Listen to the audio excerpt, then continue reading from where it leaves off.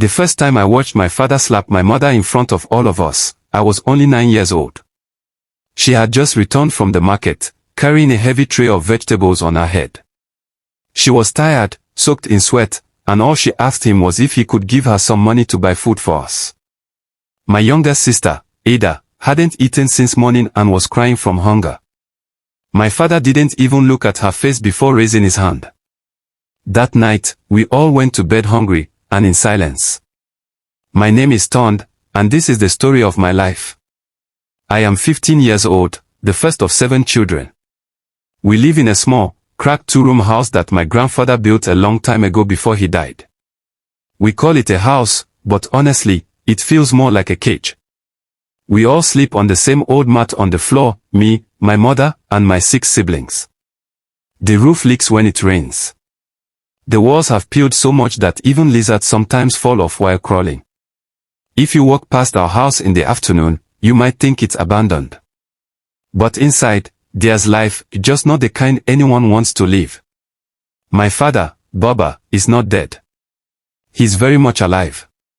He even goes to work every morning. But when I say I grew up in a house without a father, I mean he was never really there, not in the way that matters. He drinks. A lot. And when he's not drinking, he's chasing women all over the village and the next town. I've seen him stagger home at night with different women, laughing loudly as if nothing in this world could ever go wrong. Meanwhile, my mother, Mama, sells pepper, onions, and tomatoes in the market just to feed us. She is the one who buys our soap, our food, pays for school, even though it's just the village school. But sometimes we still get sent home because there's no money to pay the fees. I hate the sound of that bell. Whenever the teacher calls me outside and says, "Go home. Tell your mother to bring the money before you can return," I feel like the ground should just open and swallow me. There was a time all of us were sent home together, me, Chinidu, Kemi, and even Uche, who was just starting primary 2. I didn't even bother telling Baba.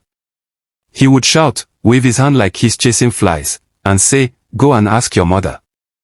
Mama would cry in the market store while still trying to smile at customers. "Tond, I'll find the money somehow," she would say. But I know she was just trying to keep me from giving up. And sometimes, I feel like giving up. I remember one morning, I woke up before everyone else. The sun had just started rising, and the air was cold. I looked around and saw all my siblings still sleeping on the mat, their legs and arms tangled together. Mama was snoring softly. Baba didn't come home the night before. Again. I walked outside and sat on the old wooden bench in front of our house. I just sat there and stared at the red sand on the ground.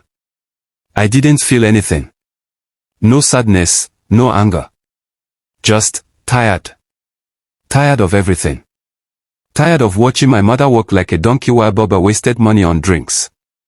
Tired of lying to my siblings that things would be okay. Tired of the shame of being poor. I was only 15, but I had seen things that most adults would not believe. There was a day Baba came home with another woman and told Mama that he was thinking of marrying her. Mama didn't say a word. She just stood there, frozen. We all stood there too, not knowing what to do. That night, I watched her cry silently into a wrapper as she sat outside under the moonlight. That image has never left my head. There is nothing worse than watching someone you love fall apart right before your eyes and not being able to do anything about it. But I told myself that day, I would never become like Baba. Never. I would never let alcohol or women destroy my life the way it destroyed his. I didn't know how yet, but I swore to myself, I would get out of this house. Out of this village. Out of this poverty. I didn't know that the beginning of that escape would come soon. But it wouldn't come in a way I expected. And it wouldn't come without pain. I started helping Mama more at the market. She sold pepper, onions, dried fish, and sometimes small sachets of salt. The store was just a wooden table under a torn umbrella. But that tiny space became my second home. That was where I began to understand her pain and her strength. One slow afternoon, while we waited for customers, I asked her something that had been bothering me for years. "Mama," I said, wiping sweat from my face. Why did you marry someone like Baba? She paused. Slowly looked at me. Then she laughed, not the kind that means you're amused, but the kind that carries too many stories. You think I wanted to marry him, she said. Then why did you? She sighed, picked up a rotten tomato and threw it aside. It's a long story, Tond. But since we're not selling much today, I'll tell you. She looked ahead, as if she was seeing the past standing in front of her. Back then, she began, your grandfather, my own father, was a proud man. Very stubborn too. Your father, well, he was working under the white men then, doing labor contract work. They were building roads and boreholes in nearby villages. It was hard work, but he was being paid well. He used to dress fine, always in clean shirts and shiny shoes. One day, he saw me when I went to fetch water. Just one look. She smiled faintly, then shook her head. He didn't talk to me that day. Instead, he went straight to my parents' house with bread, money, even canned milk. You see, back then, those things were a big deal. Especially canned milk, she added with a laugh. So he bribed Grandpa? I asked, eyes wide. Not just him, she replied. He bribed your grandmother too. And they both started telling me, this young man is working. He has money. He can take care of you. You're getting old. Leave school and marry. I was barely 17, Tond. I had dreams. I wanted to be a teacher. But they didn't care. My father said if I didn't marry him, I should leave his house. Her voice broke slightly, but she kept talking. I tried to resist. I told them I didn't like him. That there was something about him that didn't sit right. But they forced me. My own mother told me, better marry him now before he changes his mind and picks another girl. So I agreed. And did he change? I asked. Mama looked at me, smiled bitterly. Oh, he changed. But not in the way we hoped. The same man who used to bring canned milk and money now spends it on alcohol and other women. The same man who once promised to build me a shop now can't even pay school fees for his children.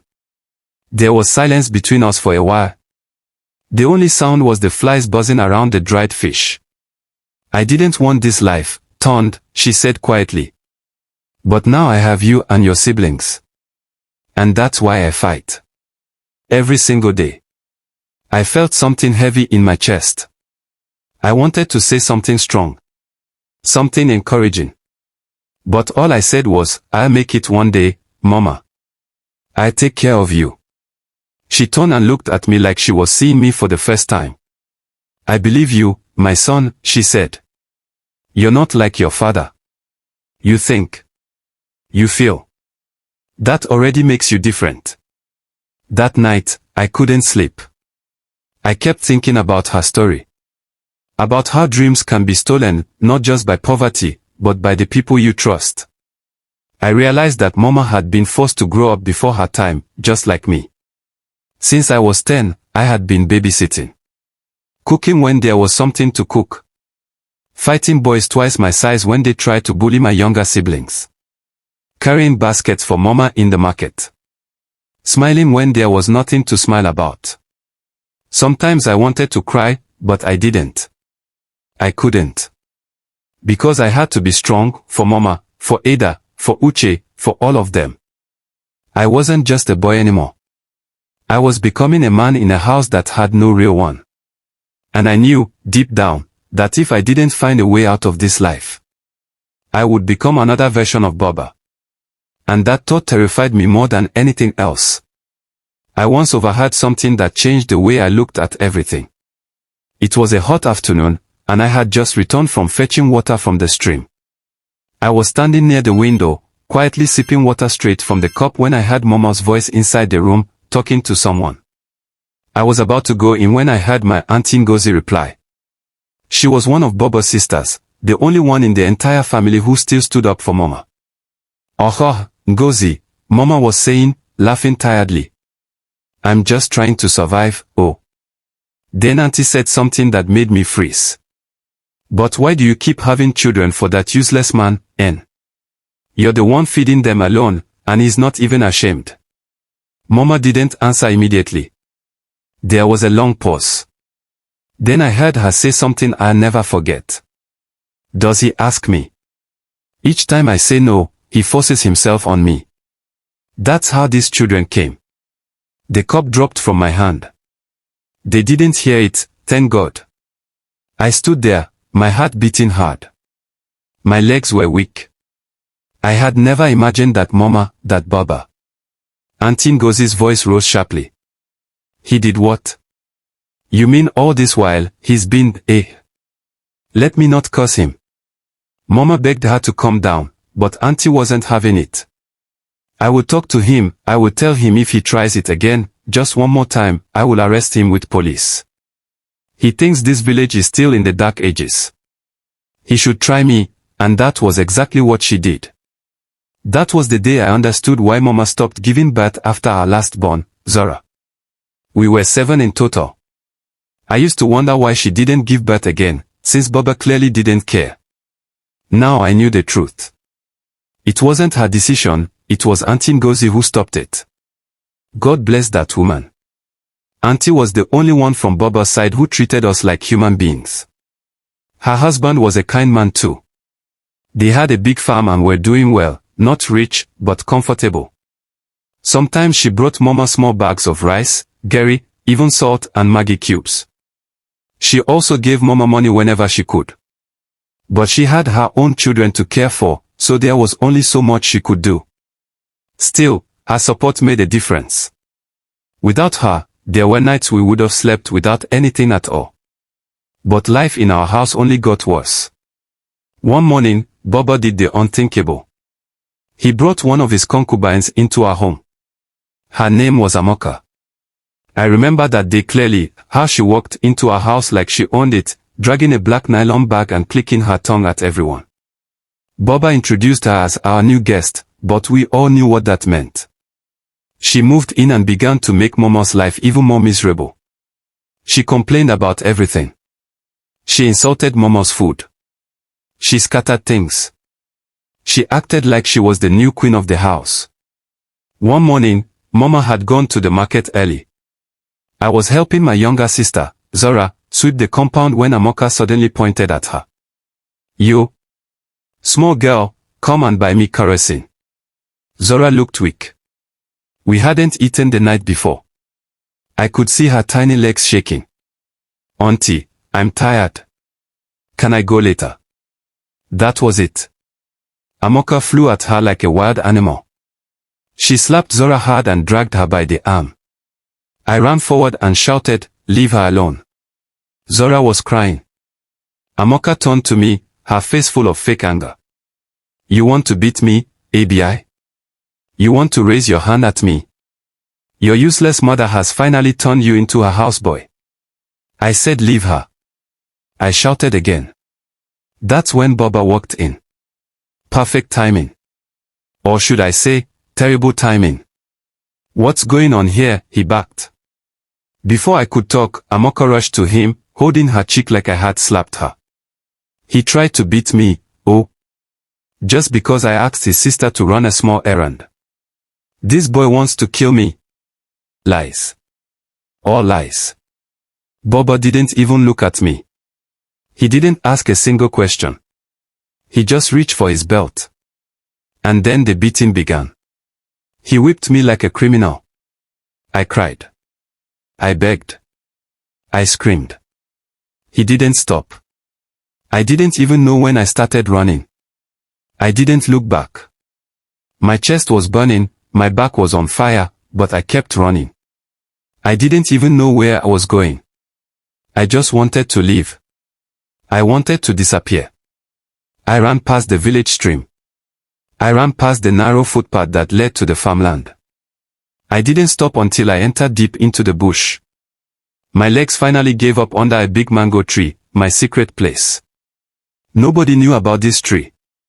Sometimes, when life became too hard, I came here to sit and think. But this time was different. This time, I couldn't hold it in anymore. I broke down. I sat on the ground, my face buried in my knees, and I cried like a baby. I cried until my voice was hoarse. My tears mixed with the dust. My chest was heavy like someone placed a big stone inside it. And then I started talking to God. Not like the kind of prayer we say in church. This was a real talk. God, why? Why me? Why did you bring me into this kind of house? Why did you give me a father who hates me? Why do I have to suffer like this? What did I do wrong? I paused. More tears came out. God, are you even watching me? Do you care at all? Or am I just wasting my time talking to you? The mango tree was silent. Even the wind refused to blow. The whole place was quiet, as if the world was listening. Just then, I heard footsteps. My heart jumped. I wiped my face quickly and looked up, afraid it was someone from the house. Maybe Baba had come to drag me back. But no, it was an old man. He was carrying a cutlass over his shoulder and had a small basket of yams on his head. He looked tired, like someone who had walked all day in the sun. But when he saw me, he stopped. "Boy, what are you doing here?" he asked gently. The old man looked at me closely, wiped the sweat on his forehead, and dropped his cutlass gently on the ground beside him. "My son," he said again, sitting slowly on a small tree stump near me. "Why are you crying like this all alone in the bush? Talk to me." At first, I didn't say anything. I just kept sniffing and wiping my tears. But something about the way he spoke, calm, kind, and warm, made me feel safe. So, I opened my mouth and started talking. I told him everything. I told him how my father drinks all our food money, how he brings women into our home, how he beats my mother, how my siblings are hungry most days, and how my mother has been the only one trying to keep us alive. I told him about how my little sister was beaten today by one of the concubines, and how I stood up to protect her, only for my own father to nearly beat me to death. I told him how tired I was, how angry I was at life, how I didn't even know what to do anymore. The old man just sat there, listening. He didn't interrupt me. He didn't judge. He just nodded slowly as I spoke, like someone who had seen too many things in life to be surprised anymore. When I finally finished, I was breathing fast. I didn't even realize I had poured out so much. Then, he spoke. "My name is Papa Dan," he said. "I know your father. In fact, I knew him before he started this useless lifestyle. He used to be a fine young man. But greed and bad friends destroyed him." He paused and looked into the distance. Then he looked at me again. "You are not your father, my son.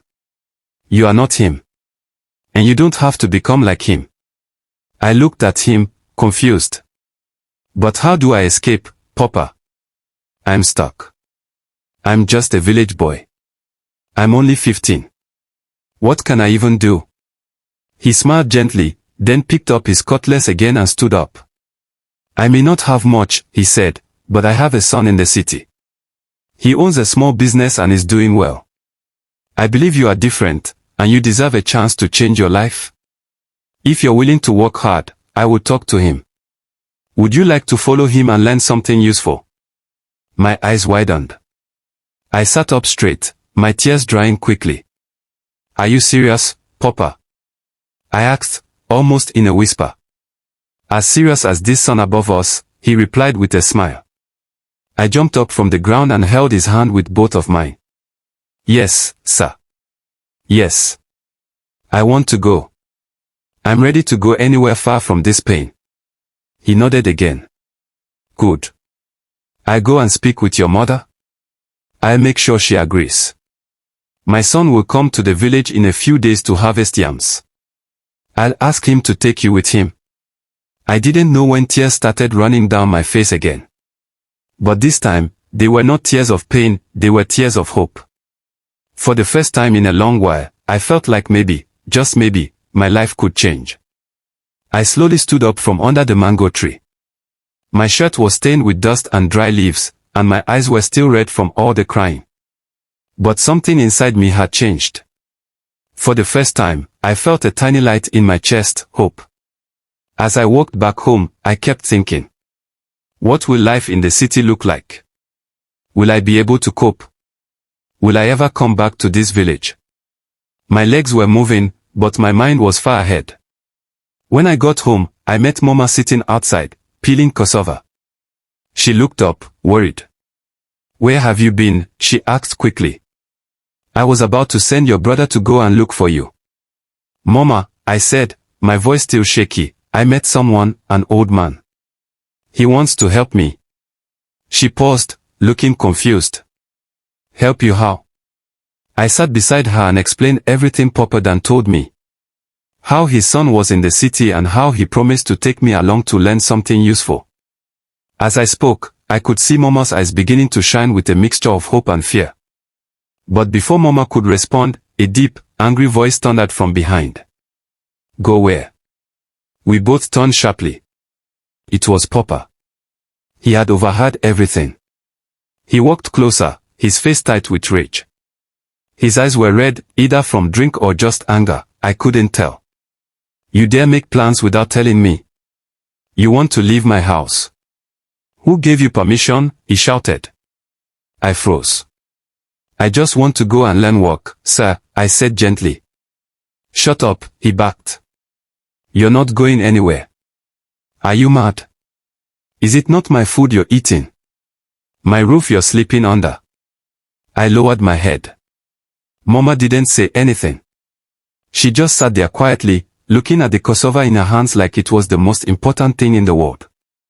That night, I couldn't sleep. Papa kept muttering to himself in the sitting room. I heard him saying things like, ungrateful child, just like his mother, wants to disgrace me. But the next day, Papa Dan came to our house. He had spoken to his son in the city, and the young man had agreed to take me. Papa Dan explained everything calmly to my parents, especially to my father. But Papa refused. I said he's not going anywhere, and that is final, he shouted, standing up and storming into his room. I looked at Papa Dan. He looked at me. No one said a word. But in that silence, a decision was made. Later that evening, I went to the old man's house. I told him my plan, I would leave without telling Papa. I would wait until he wasn't around, he usually goes drinking in the evenings, and then I'd go. The old man nodded. It's risky, he said, but it's your life. You must take the step. Mama agreed silently too. She didn't say much, but the way she packed my things, quietly, secretly, I knew she supported me. 3 days later, Papa left the house early in the morning to go and settle one land dispute. Mama told me that was the best chance.